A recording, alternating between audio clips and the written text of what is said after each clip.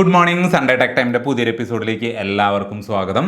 അപ്പോൾ ഒരാഴ്ചയും കൂടി കഴിഞ്ഞു പോയിരിക്കുകയാണ്. കഴിഞ്ഞ ആഴ്ച ഒരുപാട് നല്ല കാര്യങ്ങൾ ടെക് ലോകത്ത് നടന്നിട്ടുണ്ട്. പക്ഷേ അതിനേക്കാൾ കൂടുതൽ വരുന്ന ആഴ്ചയാണ് ഞാൻ നോക്കിക്കാണുന്നത്. കാരണം ഒരുപാട് നല്ല ഫോണുകൾ അടുത്ത ആഴ്ച ലോഞ്ച് ചെയ്യുന്നുണ്ട്. എനിവേ, നമ്മൾ കഴിഞ്ഞ ആഴ്ച ഒരു വീഡിയോ ഇൻഫിനിക്സ് നോട്ട് 40 പ്രോയുടെ റിവ്യൂ വീഡിയോ ഞാൻ അപ്ലോഡ് ചെയ്തിട്ടുണ്ടായിരുന്നു.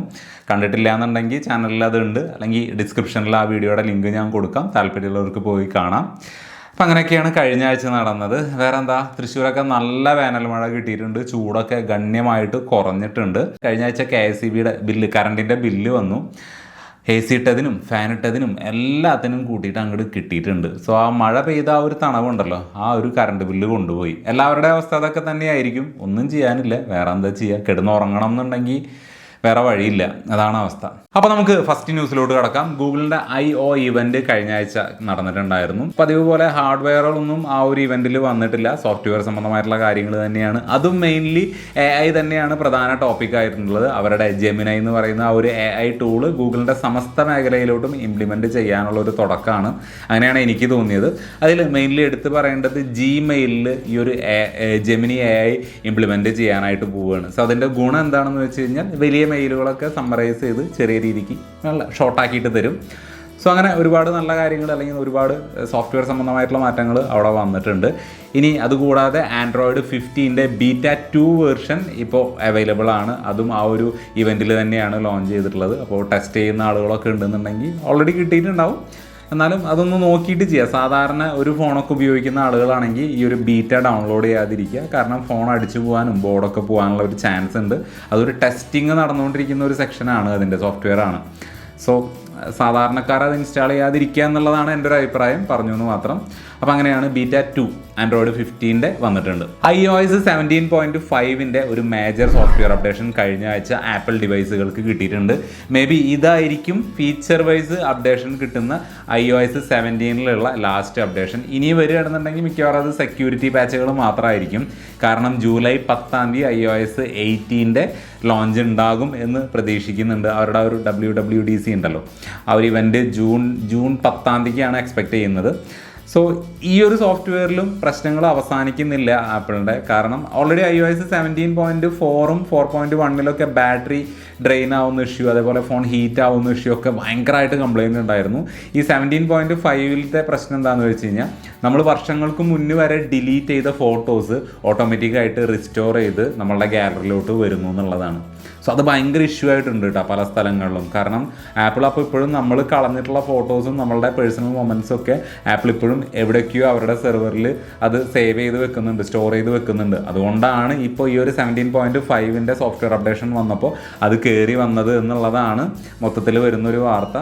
എന്തായാലും ഞാൻ അപ്ഡേഷൻ ചെയ്തു, മറ്റ് പ്രശ്നങ്ങളൊന്നും എനിക്ക് വന്നിട്ടില്ല. ഇനി നമ്മളുടെ നോക്കിയയുടെ മാതൃസ്ഥാപനമായിട്ടുള്ള HMD 2 ഡിവൈസുകൾ കഴിഞ്ഞ ആഴ്ച പുറത്തിറക്കിയിട്ടുണ്ട്. T21 എന്ന് പറയുന്ന ഒരു ടാബ്ലറ്റും അതുകൂടാതെ HMD XR21 എന്ന് പറയുന്ന ഒരു സ്മാർട്ട് ഫോണും അവർ പുറത്തിറക്കിയിട്ടുണ്ട്. ഈ ഫോണിൻ്റെയും ഈ ടാബ്ലറ്റിൻ്റെയും ഏറ്റവും വലിയ പ്രത്യേകത എന്താണെന്ന് വെച്ച് കഴിഞ്ഞാൽ, 2 കൊല്ലം മുന്നേ നോക്കിയ എന്ന് പറയുന്ന ആ ഒരു ബ്രാൻഡിൽ പുറത്തിറക്കിയിട്ടുള്ള പ്രൊഡക്റ്റുകളുടെ റീനെയിംഡ് വെർഷൻ അല്ലെങ്കിൽ റീബ്രാൻഡഡ് വെർഷനാണ്. അതല്ലാതെ ഹാർഡ്വെയറിലോ ഡിസൈനിലോ ഒരു മാറ്റവും. നോക്കിയ എന്ന് എഴുതിയുള്ളടത്ത് HMD എന്ന് പറയുന്ന ഒരു ലോഗോ പകരം പ്ലേസ് ചെയ്തിട്ടുണ്ട്. അതല്ലാതെ ഒരു മാറ്റവും വരുന്നില്ല. പിന്നെ ഇതിൽ നോട്ടീസ് ചെയ്തൊരു കാര്യം, ഇനി മുതൽ ഒരു 3 വർഷത്തെ സോഫ്റ്റ്വെയർ അപ്ഡേഷൻ HMD ഓഫർ ചെയ്യുന്നുണ്ട്. ഇപ്പോൾ കണ്ടുകൊണ്ടിരിക്കുന്നതാണ് Pixel 9ൻ്റെ ഓൾമോസ്റ്റ് കൺഫേംഡ് ആയിട്ടുള്ള ഡിസൈൻ എന്ന് പറയുന്നത്. ഇനി ഇപ്പോൾ കണ്ടുകൊണ്ടിരിക്കുന്നതാണ് Pixel 7 ആണ് ഫസ്റ്റ് ഇരിക്കുന്നത്, second Pixel 8, third 4th Pixel 9 സീരീസിലുള്ള 9ഉം 9 പ്രോയുമാണ്.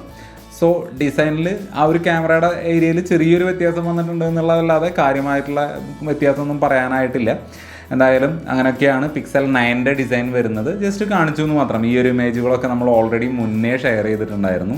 എല്ലാവരും ആകാംക്ഷയോടെ കാത്തിരിക്കുന്ന പോക്കോ F സീരീസ് ഫോണുകൾ ഈ മാസം 23 ദുബായിൽ വെച്ചിട്ട് ഗ്ലോബലി ലോഞ്ച് ചെയ്യുന്നുണ്ട്. ഇന്ത്യയിലോട്ടും ഈ ഒരു ഫോണുകൾ വരുന്നുണ്ട്. സ്നാപ്ഡ്രാഗണിൻ്റെ ഏറ്റവും പുതിയ ചിപ്സെറ്റായ 8s Gen 3 എന്ന് പറയുന്ന പ്രൊസസ്സർ വെച്ച് വരുന്ന ഇന്ത്യയിലോട്ട് വരുന്ന ആദ്യത്തെ ഫോണായിരിക്കും ഈ ഒരു പോക്കോ F സീരീസ് എന്ന് പറയുന്നത്. അതിൽ ഈ പോക്കോ F6 എന്ന് പറയുന്ന ഫോൺ ലോഞ്ച് ചെയ്യാൻ പോകുന്നത്, അല്ലെങ്കിൽ നമുക്ക് കിട്ടാനായിട്ട് പോകുന്നത് ഫ്ലിപ്കാർട്ട് വഴിയായിരിക്കും. പോക്കോ F6 Pro എന്ന് പറയുന്ന ഫോൺ ആമസോൺ വഴിയായിരിക്കും കിട്ടാനായിട്ട് പോവുക. സോ ഞാൻ അങ്ങനെയാണ് വായിച്ചത്. എന്തായാലും 23 കൂടുതൽ ഡീറ്റെയിൽ അറിയാനായിട്ട് സാധിക്കും. ഇനി ചെറിയൊരു കോമഡി ന്യൂസാണ്. ഓസ്ട്രേലിയയിൽ 3G സർവീസ് ഉണ്ടല്ലോ, അത് കംപ്ലീറ്റ്ലി ഷട്ട് ഡൗൺ ചെയ്യാനായിട്ട് പോവുകയാണ്. അവിടെ വോഡഫോൺ ഉണ്ട്, അവർ ഓൾറെഡി ഇത് സ്റ്റോപ്പ് ചെയ്തു, മാസങ്ങൾക്ക് മുന്നേ അത് സ്റ്റോപ്പ് ചെയ്തിട്ടുണ്ട്.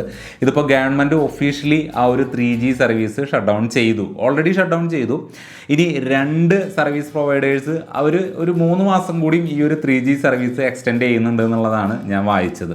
ഓക്കെ, നമുക്കും ഒരു BSNL എന്ന് പറയുന്ന ഒരു സർവീസ് പ്രൊവൈഡർ ഉണ്ട്. ഇപ്പോഴും എൻ്റെ വീട്ടിൽ 3G തന്നെ കിട്ടിയാലായി, അതാണ് അവസ്ഥ.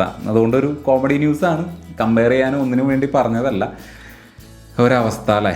ഓക്കെ, iQZ9X എന്ന് പറയുന്ന ഫോൺ കഴിഞ്ഞ ആഴ്ച ഇന്ത്യയിൽ ലോഞ്ച് ചെയ്തിട്ടുണ്ട്. 12,999 രൂപയ്ക്ക് ആമസോണിൽ നിന്ന് നമുക്ക് ഈ ഒരു പ്രൊഡക്റ്റ് വാങ്ങാനായിട്ട് സാധിക്കും. ഇപ്പോൾ നിലവിൽ ലോഞ്ചിങ് ഓഫറായിട്ട് 1000 രൂപയുടെ ഒരു ഡിസ്കൗണ്ടൊക്കെ നടക്കുന്നുണ്ട്. ഈ ഒരു ഫോണിൽ കൊടുത്തിരിക്കുന്നത് സ്നാപ്ഡ്രാഗൺ 6 Gen 1 പ്രോസസ്സറാണ്. അതുകൂടാതെ LCD ഡിസ്പ്ലേ ആണ് വരുന്നത്, 6000 mAh ബാറ്ററിയും വരുന്നുണ്ട്. സോ ഒരു ഡീസൻറ്റ് ഫോണാണ്. ഒരു 15,000 രൂപയ്ക്ക് താഴെ അത്യാവശ്യം ഹാങ് ഒന്നും ഇല്ലാതെ നല്ലൊരു പെർഫോമൻസ് തരുന്ന ഫോൺ താല്പര്യമുള്ളവർക്ക് ഈ ഒരു ഫോൺ കൺസിഡർ ചെയ്യാം. അതേപോലെ ചൈനയിൽ iQ Neo 9S എന്ന് പറയുന്ന ഒരു ഫോൺ ഈ മാസം 20-ാം തീയതി ലോഞ്ച് ചെയ്യുന്നുണ്ട്. ഈ ഒരു ഫോൺ ഇന്ത്യയിലോട്ട് വരുമോ ഇല്ല എന്നുള്ളതൊന്നും ഉറപ്പില്ല കേട്ടോ. ചിലപ്പോൾ പേര് മാറ്റിയിട്ടോ അല്ലെങ്കിൽ വിവോയുടെ ബ്രാൻഡിലൊക്കെ ചിലപ്പോൾ വരുമായിരിക്കാം. ഇത് ഒരു പ്രീമിയം കാറ്റഗറിയിൽ പെടുത്താൻ പറ്റുന്ന ഫോണാണ്. കാരണം ഇതിൽ കൊടുത്തിരിക്കുന്നത് MediaTek Dimensity 9300+ എന്ന് പറയുന്ന ആ ഒരു പുതിയ പ്രോസസ്സറാണ്. അതുകൂടാതെ 6.78 ഇഞ്ച് വരുന്ന LED ഡിസ്പ്ലേ കൊടുത്തിട്ടുണ്ട്. 50 മെഗാ പിക്സലിൻ്റെയും അതേപോലെ 8 മെഗാ പിക്സലിൻ്റെയും ഒരു ക്യാമറ സെറ്റപ്പാണ് റിയർ സൈഡിൽ കൊടുത്തിരിക്കുന്നത്. 5160 mAh ബാറ്ററിക്ക് 120 വാട്ടിൻ്റെ ഫാസ്റ്റ് ചാർജിങ്ങും സപ്പോർട്ട് ചെയ്യുന്നുണ്ട്. സോ അത്യാവശ്യം നല്ലൊരു സ്പെക്കിൽ തന്നെയാണ് ഈ ഒരു ഫോൺ വന്നിരിക്കുന്നത്. ഇന്ത്യയിലോട്ട് വരുമോ ഇല്ലയോ എന്നുള്ളത് ഗുദാഹവ. മോട്ടറോള സൈഡിൽ നിന്ന് മോട്ടറോള എഡ്ജ് 50 ഫ്യൂഷൻ എന്ന് പറയുന്ന ഫോൺ കഴിഞ്ഞ ആഴ്ച ലോഞ്ച് ചെയ്തിട്ടുണ്ട്. 22,999 രൂപയ്ക്കാണ് ഇതിൻ്റെ പ്രൈസ് ഫ്ലിപ്കാർട്ടിൽ സ്റ്റാർട്ട് ചെയ്യുന്നത്. ഇപ്പോൾ ലോഞ്ചിങ് ഓഫറായിട്ട് 2000 രൂപയുടെ കാർഡ് ഓഫർ കാര്യങ്ങളെല്ലാം നടക്കുന്നുണ്ട്. സോ ഒരു മിഡ് റേഞ്ചിൽ കൺസിഡർ ചെയ്യാൻ പറ്റുന്ന ഒരു ഫോൺ തന്നെയായിട്ടാണ് എനിക്ക് തോന്നിയത്. കാരണം ഇതിൽ കൊടുത്തിരിക്കുന്നത് സ്നാപ്ഡ്രാഗണിൻ്റെ 7S Gen 3 എന്ന് പറയുന്ന ചിപ്സെറ്റാണ്. അതുകൂടാതെ IP68 water and dust protection കൊടുത്തിട്ടുണ്ട്. ക്യാമറ സൈഡിലേക്ക് വന്നു കഴിഞ്ഞാൽ സോണിയുടെ LYT700C എന്ന് പറയുന്ന ഒരു 50 മെഗാ പിക്സൽ സെൻസറാണ് കൊടുത്തിട്ടുള്ളത്. സോ അത്യാവശ്യം കൊള്ളാം. പിന്നെ POLED ഡിസ്പ്ലേയും വരുന്നുണ്ട്. എല്ലാം കൊണ്ടും നല്ല ഫീച്ചേഴ്സ് കാര്യങ്ങളെല്ലാം കൊടുത്തിട്ടുണ്ട്. ഇനി പെർഫോമൻസ് മൊത്തത്തിൽ എങ്ങനെയുണ്ട് എന്നുള്ളത് ഉപയോഗിച്ചതിന് ശേഷം മാത്രമേ പറയാൻ പറ്റുള്ളൂ. അതേപോലെ മോട്ടറോള എഡ്ജ് 50 അൾട്ര എന്ന് പറയുന്ന ഒരു മോഡലിൻ്റെ റീനെയിംഡ് അല്ലെങ്കിൽ റീബ്രാൻഡഡ് വേർഷൻ ആയിട്ടുള്ള മോട്ടറോള X50 അൾട്ര എന്ന് പറയുന്ന ഒരു ഫോൺ കഴിഞ്ഞ ആഴ്ച ചൈനയിൽ ലോഞ്ച് ചെയ്തിട്ടുണ്ട്. ഒരു വ്യത്യാസവും ഇല്ല. ഡിസൈൻ ആണെങ്കിലും ഇന്റേണൽ ആണെങ്കിലും ക്യാമറ സ്പെക്ക് എല്ലാം സെയിം തന്നെ.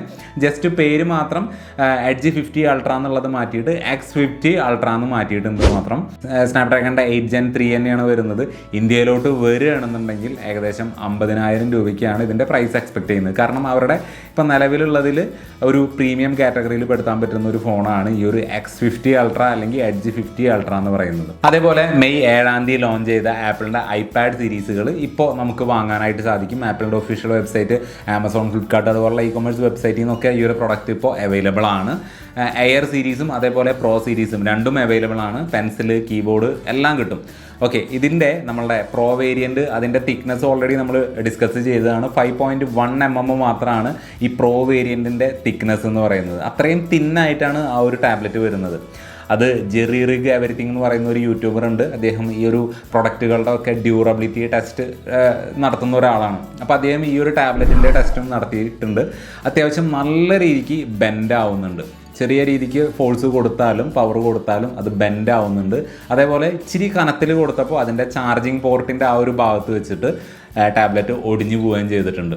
സോ ഡ്യൂറബിലിറ്റി ഒരു 50-50 എന്നുള്ളതാണ് അദ്ദേഹം പറയുന്നത്. സർവൈവ് ചെയ്യുമെന്ന് ചോദിച്ചാൽ നമ്മൾ നോർമലായിട്ട് യൂസ് ചെയ്യണമെങ്കിൽ അത് സർവൈവ് ചെയ്യും. അല്ല നമ്മുടെ കയ്യിൽ നിന്ന് എന്തെങ്കിലും ആക്സിഡൻറ്റോ അല്ലെങ്കിൽ ബാഗിലൊക്കെ വെച്ചൊന്ന് വളയാനുള്ളൊരു സിറ്റുവേഷൻ വന്നാൽ സിമ്പിളായിട്ട് വളയും എന്നുള്ളതാണ് ആ ഒരു വീഡിയോ കണ്ടപ്പോൾ എനിക്കും മനസ്സിലായത്. ഓപ്പോ റെനോ സീരീസിൽ 2 ഫോണുകൾ അടുത്ത ആഴ്ച, അതായത് 23-ാം തീയതി ചൈനയിൽ ലോഞ്ച് ചെയ്യുന്നുണ്ട്.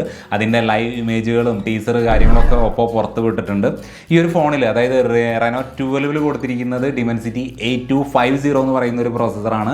എന്നാൽ 12 പ്രോയിൽ കൊടുത്തിരിക്കുന്നത് 9200+ എന്ന് പറയുന്ന ഒരു പ്രോസസ്സറാണ്. ഇതിൻ്റെ ഡിസൈൻ കാര്യങ്ങളെല്ലാം കുറച്ച് വ്യത്യസ്തമായിട്ടുണ്ട്. കഴിഞ്ഞ സീരീസിന് അല്ലെങ്കിൽ മുൻ വെർഷനെ അപേക്ഷിച്ച് കുറച്ച് കാണാനും അതേപോലെ സ്പെക്കിൽ കാര്യങ്ങളൊക്കെ കാര്യമായിട്ടുള്ള വ്യത്യാസം വന്നിട്ടുണ്ട്. ഈ ഒരു ഫോൺ ഒരു 6 മാസമൊക്കെ കഴിയുമ്പോൾ ഇന്ത്യയിലോട്ട് എക്സ്പെക്ട് ചെയ്താൽ മതി. കാരണം ഓൾറെഡി റെനോ 11 സീരീസ് ഇറങ്ങിയിട്ട് കുറച്ച് മാസങ്ങളേ ആയിട്ടുള്ളൂ.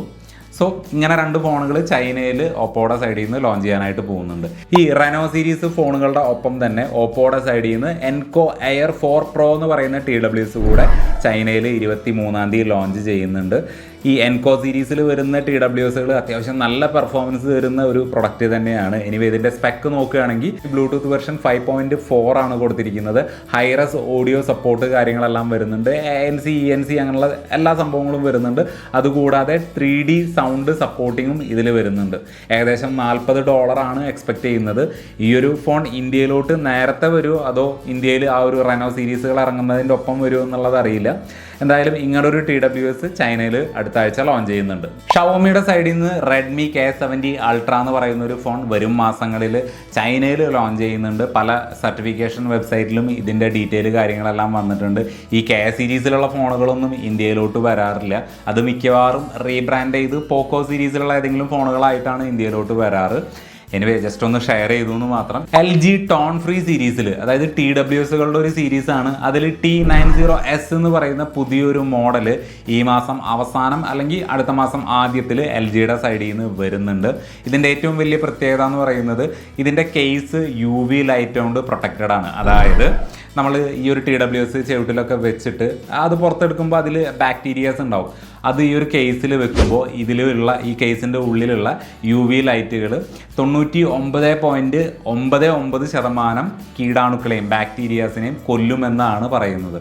സോ ഈ ഒരു ടെക്നോളജി ഞാൻ ആദ്യമായിട്ടാണ് കേൾക്കുന്നത്. UV ലൈറ്റ് കേസിൻ്റെ ഉള്ളിൽ സോ നമ്മളുടെ ചെവിട്ടിൽ നിന്ന് വരുന്ന ബാക്ടീരിയാസിനെ അത് കൊല്ലും. നല്ലൊരു ടെക്നോളജി തന്നെയാണ്. പോയി എവിടേക്കാണ് പോകുന്നത്. അതുകൂടാതെ ഡോൾബി അറ്റ്മോസിൻ്റെ ട്യൂണിംഗ് ആണ് ഇതിൽ വരുന്നത്. 36 മണിക്കൂറിൻ്റെ പ്ലേബാക്ക് ടൈം കാര്യങ്ങളൊക്കെ എക്സ്പെക്ട് ചെയ്യുന്നുണ്ട്.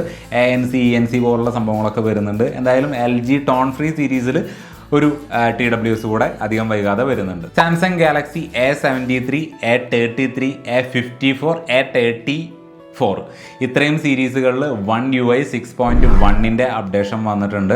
ആ ഒരു AI ഫീച്ചേഴ്സ് കാര്യങ്ങളൊന്നും ഇല്ല കേട്ടോ. ഒരു നോർമൽ 6.1ൻ്റെ അപ്ഡേഷനാണ്. സോ നിങ്ങളുടെ കയ്യിൽ ഈ പറയുന്ന A70, A53 ആ ഫോണുകളൊക്കെയാണ് എന്നുണ്ടെങ്കിൽ ഈ ഒരു ലേറ്റസ്റ്റ് അപ്ഡേഷൻ വന്നിട്ടുണ്ട്, നിങ്ങൾക്ക് ചെയ്യാം. അതേപോലെ സാംസങ് ഗാലക്സി F55 എന്ന് പറയുന്ന ഫോണിൻ്റെ ലോഞ്ച് കഴിഞ്ഞ ആഴ്ച എക്സ്പെക്ട് ചെയ്തിട്ടുണ്ടായിരുന്നു. അത് മാറ്റിയിട്ട് പകരം ഈ മാസം 27-ാം തീയതിക്ക് റീസ്കെഡ്യൂൾ ചെയ്തെന്നുള്ളൊരു വാർത്തയും കൂടിയും വരുന്നുണ്ട്. സോ 27-ാം തീയതിക്കാണ് ആ ഒരു ലെതർ ഫിനിഷോട് കൂടിയിട്ടുള്ള സാംസങ്ങിൻ്റെ ഇന്ത്യൻ ലോഞ്ച് വരാനായിട്ട് പോകുന്നത്. ഇനി ആ ഒരു ഡേറ്റും മാറോ ഇല്ല എന്നുള്ളത് അന്നറിയാം. അതേപോലെ നിങ്ങളിപ്പോൾ കണ്ടുകൊണ്ടിരിക്കുന്നതാണ് സാംസങ് ഗാലക്സി M35ൻ്റെ ഫസ്റ്റ് ലുക്ക് ഇമേജുകൾ. ഓക്കെ, ഫസ്റ്റ് ലുക്കാണ്. അപ്പോൾ ആ ഒരു രീതിക്ക് എടുത്താൽ മതി. എക്സ്പെക്ട് ചെയ്യുന്നത് എക്സിനോസ് 1350 എന്ന് പറയുന്ന ആ ഒരു ചിപ്സെറ്റ് തന്നെയാണ്. വിവോയുടെ സൈഡിൽ നിന്ന് Y200 സീരീസിൽ 2-3-4 ഫോണുകൾ വരുന്നുണ്ട്. ആ വാർത്ത വായിച്ചപ്പോൾ ഞാൻ ടോട്ടലി കൺഫ്യൂസ്ഡ് ആയി. കാരണം കുറച്ച് ഫോണുകൾ ഇന്ത്യയിൽ, കുറച്ച് ഫോണുകൾ ചൈനയിൽ. മൊത്തത്തിൽ എനിക്ക് മനസ്സിലായ കാര്യം ഞാൻ പറയാം. അതായത് വിവോ Y200 Pro എന്ന് പറയുന്ന ഒരു മോഡൽ ഈ മാസം 21-ാം തീയതി ഇന്ത്യയിൽ ലോഞ്ച് ചെയ്യുന്നുണ്ട്. ഓക്കെ, അതിൻ്റെ ടീസർ കാര്യങ്ങളെല്ലാം വരുന്നുണ്ട്, ആഡ് ഒക്കെ നമുക്ക് കാണാം. അത് കൺഫേംഡ് ആണ്. അതുകൂടാതെ 22-ാം തീയതി Y200 GT വെറും Y200, അതുകൂടാതെ Y200T എന്ന് പറയുന്ന 3 മോഡലുകൾ 22-ാം തീയതി ചൈനയിൽ ലോഞ്ച് ചെയ്യുന്നുണ്ട്. ഇനി റിയൽമിയുടെ സൈഡിൽ നിന്ന് എല്ലാവരും ആകാംക്ഷയോടെ കാത്തിരിക്കുന്ന റിയൽമി GT60 എന്ന് പറയുന്നപ്പോൾ ഈ മാസം 22-ാം തീയതി ഇന്ത്യയിൽ ലോഞ്ച് ചെയ്യുന്നുണ്ട്. സാധാരണ റിയൽമി ഫോണുകൾ ഫ്ലിപ്കാർട്ട് വഴിയാണ് പുറത്ത് വരാറ്. പക്ഷേ ആ ഒരു പതിവ് തെറ്റിച്ചുകൊണ്ട് ആമസോൺ സ്പെഷ്യലായിട്ടാണ് ഇപ്രാവശ്യം ഈ ഒരു GT60 ഇന്ത്യയിലോട്ട് വരാനായിട്ട് പോകുന്നത്. സ്നാപ്ഡ്രാഗണിൻ്റെ 7+ Gen 3 ചിപ്സെറ്റ് വെച്ച് വരുന്ന ഈ ഒരു ഫോണിൽ 15 ലക്ഷത്തിന് മുകളിൽ ആൻഡ്രോയിഡ് സ്കോർ വരുന്നുണ്ട്. സോ നല്ലൊരു പെർഫോമൻസ് തരുന്ന ഫോണായിരിക്കും. ഇനി ബാക്കി ക്യാമറ മൊത്തം കാര്യങ്ങളൊക്കെ എങ്ങനെ ഉണ്ടെന്നുള്ളത് കാത്തിരുന്ന് തന്നെ കാണേണ്ടി വരും.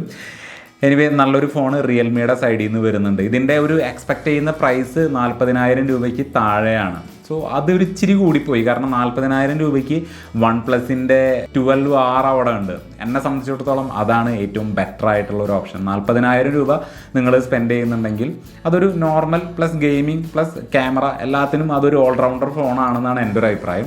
എനിവേ റിയൽമി GT60 ഏകദേശം 40,000 രൂപയ്ക്ക് താഴെ പ്രൈസ് റേഞ്ചിൽ 22-ാം തീയതി ഇന്ത്യയിൽ ലോഞ്ച് ചെയ്യും ആമസോണിലൂടെ. ഈ റിയൽമി GT60യുടെ കൂടെ തന്നെ റിയൽമിയുടെ സൈഡിൽ നിന്ന് റിയൽമി ബഡ്സ് Air 6 എന്ന് പറയുന്ന ഒരു TWS ഇന്ത്യയിൽ ലോഞ്ച് ചെയ്യുന്നുണ്ട്. അതേ ദിവസം തന്നെ 22-ാം തീയതി തന്നെ ഈ ഒരു TWSഉം ആമസോൺ സ്പെഷ്യലായിട്ടാണ് പുറത്ത് വരുന്നത്. എന്ത് പറ്റി, ഫ്ലിപ്കാർട്ടും റിയൽമിയും തമ്മിൽ ഉടക്കി പിരിഞ്ഞു എന്ന് തോന്നുന്നുണ്ട്. എനിവേ ഹൈറസിൻ്റെ ഓഡിയോ സർട്ടിഫിക്കേഷനും കാര്യങ്ങളൊക്കെ വരുന്നുണ്ട്. നല്ലൊരു TWS ആകുമെന്ന് തന്നെയാണ് എൻ്റെ ഒരു വിശ്വാസം. ഏകദേശം 5000 രൂപ ആ ഒരു പ്രൈസ് റേഞ്ചിലാണ് ഇതിൻ്റെ വിലയും വരാനായിട്ട് പോകുന്നത്. യൂട്യൂബിന് പണി കൊടുക്കാൻ വേണ്ടിയിട്ട് ടിക്ടോക്ക് ഇപ്പോൾ ലെങ്തി വീഡിയോസും അപ്ലോഡ് ചെയ്യുന്നതിൻ്റെ അല്ലെങ്കിൽ അതിൻ്റെ ഒരു ടെസ്റ്റിംഗ് പർപ്പസ് കൂടി നടന്നുകൊണ്ടിരിക്കുകയാണ്. ഇപ്പോൾ നിലവിൽ 60 മിനിറ്റ് വരെയുള്ള വീഡിയോസ് അപ്ലോഡ് ചെയ്യാൻ വേണ്ടിയിട്ടുള്ള ടെസ്റ്റിംഗ് ആണ് ടിക്ടോക്കിൻ്റെ സൈഡിൽ നിന്ന് നടക്കുന്നത്. സോ എനിക്ക് തോന്നുന്നത് എന്താണെന്നറിയോ, ഈ അമേരിക്കക്കാർ ചൈനീസ് ആപ്പുകളും ചൈനീസ് പ്രൊഡക്റ്റൊക്കെ അവിടെ ഒരു സൈഡിൽ ബാൻ ചെയ്തുകൊണ്ടിരിക്കുക. അതേപോലെ ചൈനീസ് ഈ അമേരിക്കൻ പ്രൊഡക്റ്റുകൾ ഇപ്പോൾ ആപ്പിൾ അങ്ങനെയുള്ള കുറേ റെസ്ട്രിക്ഷൻസ് ഒക്കെ കൊണ്ടുവന്നിട്ടുണ്ടല്ലോ. ഇനി അധികം വൈകാതെ ഗൂഗിൾ ഇനി ചൈനയിൽ ഉപയോഗിക്കേണ്ടെന്ന് പറയും. അതായത് ജിമെയിൽ അതേപോലെ യൂട്യൂബ് കാര്യങ്ങളൊന്നും ഉപയോഗിക്കേണ്ടെന്ന് പറയും. സോ അത് മുന്നിൽ കണ്ടുകൊണ്ടായിരിക്കണം ടിക്ടോക്ക് ഒരു മുഴം മുന്നിൽ എറിഞ്ഞിട്ട് ഈ ഒരു ലെങ്തി വീഡിയോസ് കൊണ്ടുവരാനുള്ള ഒരു പരിപാടി എന്ന് പറയുന്നത്. കാരണം ഇപ്പോൾ അവരുടെ ടിക്ടോക്കിൻ്റെ മെയിൻ മാർക്കറ്റ് എന്ന് പറയുന്നത് ചൈന തന്നെയാണ്. കാരണം ഇന്ത്യയിൽ ഓൾറെഡി ബാൻ കിട്ടി, അമേരിക്കയിലും ഒരു 9 മാസത്തിനുള്ളിൽ അവിടെ നിന്നും ബാൻ കിട്ടും. ഓക്കെ, സോ അങ്ങനെ ഒരു ലെങ്തി വീഡിയോസിൻ്റെ ടെസ്റ്റിംഗ് ടിക്ടോക്കിൻ്റെ സൈഡിൽ നിന്ന് നടക്കുന്നുണ്ട്. വിവോയുടെ സൈഡിൽ നിന്ന് വിവോ വാച്ച് 3 കഴിഞ്ഞ ആഴ്ച ചൈനയിൽ ലോഞ്ച് ചെയ്തിട്ടുണ്ട്. വാച്ച് 2 എങ്ങനെയായിരുന്നു അതേ ഡിസൈനിൽ തന്നെയാണ് വാച്ച് 3യും വന്നിരിക്കുന്നത്. പ്രത്യേകിച്ച് കാണാനൊന്നും ഒരു വ്യത്യാസവും. മെയിനായിട്ട് അതിൻ്റെ ഫീച്ചറിൽ വ്യത്യാസം വന്നിട്ടുള്ളത് ECG കൂടി മോണിറ്റർ ചെയ്യാനുള്ള ഒരു അഡീഷണൽ ഓപ്ഷൻ ഈ ഒരു വിവോ വാച്ച് 3യിൽ കൊടുത്തിട്ടുണ്ട്. അതല്ലാതെ ബാക്കി എല്ലാ കാര്യങ്ങളും ഡിസൈന്, സ്പെക്ക്, ബാക്കി എല്ലാ കാര്യങ്ങളും വാച്ച് 2ന് സെയിം തന്നെയാണ്. എന്തായാലും വാച്ച് 3 ചൈനയിലുള്ളവർക്ക് വാങ്ങാം. ഈ വാച്ച് 3 ഒന്നും ഇന്ത്യയിലോട്ട്, വാച്ച് 2 ആണെങ്കിലും ഇന്ത്യയിലോട്ട് വന്നിട്ടുണ്ടായിരുന്നില്ല. വാച്ച് 3യും അതേപോലെ ഇന്ത്യക്കാർക്കുള്ളതല്ല, അത് ചൈന എക്സ്ക്ലൂസീവാണ്. അതേപോലെ ചൈനക്കാർക്ക് വേണ്ടി മാത്രമായിട്ട് വിവോയുടെ സൈഡിൽ നിന്ന് X100 സീരീസിൽ 3 ഫോണുകൾ പുറത്തിറക്കിയിട്ടുണ്ട്.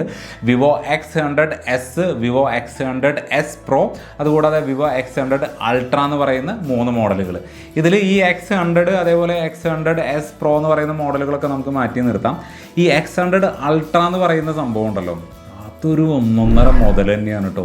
നമ്മളുടെ ഇന്ത്യയിൽ ഇറങ്ങിയിട്ടുള്ള X100 Pro എന്ന് പറയുന്ന മോഡലിൽ നിന്ന് കിട്ടുന്ന ഫോട്ടോസിൻ്റെ ക്വാളിറ്റി കാര്യങ്ങളെല്ലാം നമുക്കറിയാം. കിണ്ണം കാച്ചി ഫോട്ടോസാണ് കിട്ടുന്നത്. ഏകദേശം DSLRനോടൊക്കെ കടപിടിക്കുന്ന ടൈപ്പിലുള്ള ക്വാളിറ്റിയാണ് ആ ഒരു ഫോൺ തരുന്നത്, ഇത് പ്രോ തരുന്നത്. അപ്പോൾ വിവോ X100 Ultra എന്ന് പറയുന്ന ഒരു മോഡലിൽ നിന്ന് കിട്ടുന്ന ഫോട്ടോസ് ആണെങ്കിലും അതിൻ്റെ ഓവറോൾ പെർഫോമൻസ് ആണെന്നുണ്ടെങ്കിലും ഒന്ന് ആലോചിച്ച് നോക്കി. 200 മെഗാ പിക്സലിൻ്റെ ക്യാമറ സെറ്റപ്പൊക്കെയാണ് കൊടുത്തിട്ടുള്ളത്. എന്തായാലും ഞാൻ കൂടുതൽ അതിൻ്റെ സ്പെക്കിലോട്ട് പോകാത്തത് ആ ഒരു ഫോൺ ചൈനക്കാർക്ക് വേണ്ടി മാത്രമുള്ളതാണ്. ചൈനയ്ക്ക് പുറത്തേക്ക് ഈ ഒരു X100 Ultra എന്ന് പറയുന്ന ഫോൺ പോവില്ല എന്നുള്ളത് വിവോ അത് ഒഫീഷ്യലി കൺഫേം ചെയ്തിട്ടുള്ളൊരു കാര്യമാണ്. സോ അതൊക്കെ ഇച്ചിരി മോശം തന്നെയാണ് കേട്ടോ. ഓക്കെ, അപ്പോൾ അങ്ങനെയൊക്കെയാണ് വിവോയുടെ കാര്യങ്ങൾ. അപ്പോൾ ഇത്രയൊക്കെയാണ് കഴിഞ്ഞ ആഴ്ചത്തെ ന്യൂസുകളായിട്ട് ഞാൻ കണ്ടെത്തി കൊണ്ടുവന്നിട്ടുള്ളത്. ഞാൻ ഏതെങ്കിലും വാർത്തകളൊക്കെ മിസ്സാക്കിയിട്ടുണ്ടോ, വേറെ ഏതെങ്കിലും ഫോണുകളൊക്കെ വന്നിട്ടുണ്ടോ ഉണ്ട് എന്നുണ്ടെങ്കിൽ അത് കമൻറ്റായിട്ടൊന്ന് അറിയിക്കുക. ഇതുപോലുള്ള വീഡിയോസൊക്കെ ഇഷ്ടപ്പെടുന്നുണ്ടെങ്കിൽ ചാനൽ സബ്സ്ക്രൈബ് ചെയ്യാനും ലൈക്ക് ചെയ്യാനും ഷെയർ ചെയ്യാനും എന്തെങ്കിലുമൊക്കെ ചെയ്യാനായിട്ട് ഒരു മടിയും കാണിക്കരുത്. അപ്പോൾ എല്ലാവർക്കും നല്ലൊരു സൺഡേ ആശംസിക്കുന്നു. ബ്രേക്ക്ഫാസ്റ്റൊക്കെ കഴിക്കുക, ഹെൽത്തി ആയിട്ടിരിക്കുക. അടിപൊളി പൊളി.